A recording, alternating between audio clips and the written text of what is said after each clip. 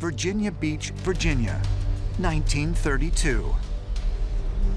American psychic and healer Edgar Cayce, known as the Sleeping Prophet, gains worldwide attention by remotely diagnosing illnesses in patients located hundreds of miles away with an astounding degree of accuracy. He could diagnose people's physical problems. He could tell you what's in a book. He could find something at a great distance. He could even read the Akashic Record, the Book of Life. During one of his many psychic trances, Cayce makes an astonishing claim regarding the Sphinx.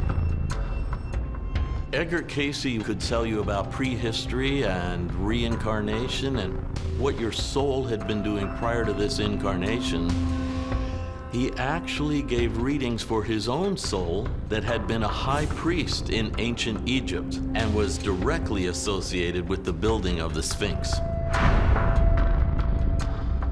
Edgar Cayce had in his readings a statement that the Sphinx and the pyramids were built in approximately 10,490 BC. There's a strong suggestion that the Cayce readings were accurate, and therefore their dating of the Sphinx and the pyramids also was accurate. Up until his death in 1945, Cayce gave dozens of readings about the Sphinx. These readings claimed the Sphinx was directly related to an ancient civilization that many believe once existed here on Earth, the lost continent of Atlantis. The Edgar Cayce readings specifically say that Atlantis, as recorded by Plato, was not a myth.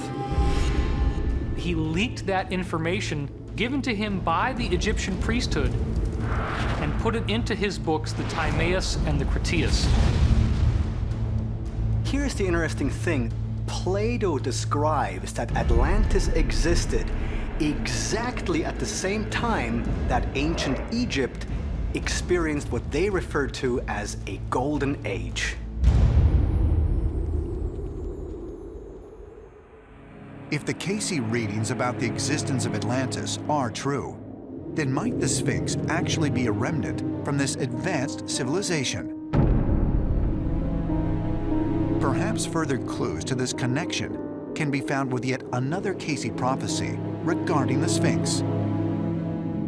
Cayce dreamed that under the right paw of the Sphinx, there was a chamber at a very specific place that apparently hold the Hall of Records from the lost civilization of Atlantis, which Cayce felt he was a direct part of.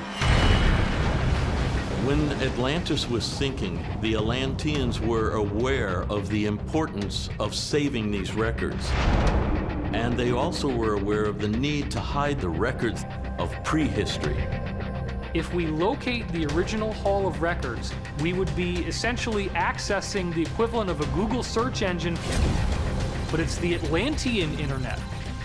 So the Sphinx is an entry point that could reveal once and for all that humankind is much older on Earth than we thought.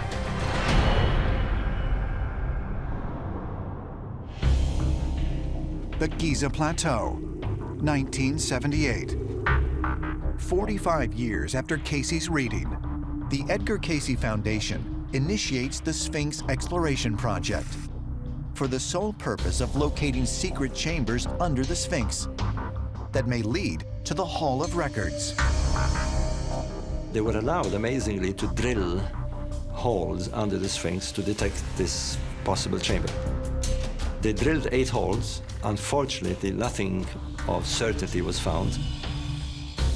They were stopped at the last minute. Apparently, they were very close, they felt, by the Egyptian army.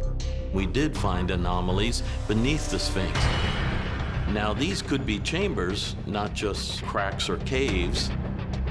Edgar Cayce prophesied that in the future, and in the relatively near future, we would discover the secret chamber of the Hall of Records.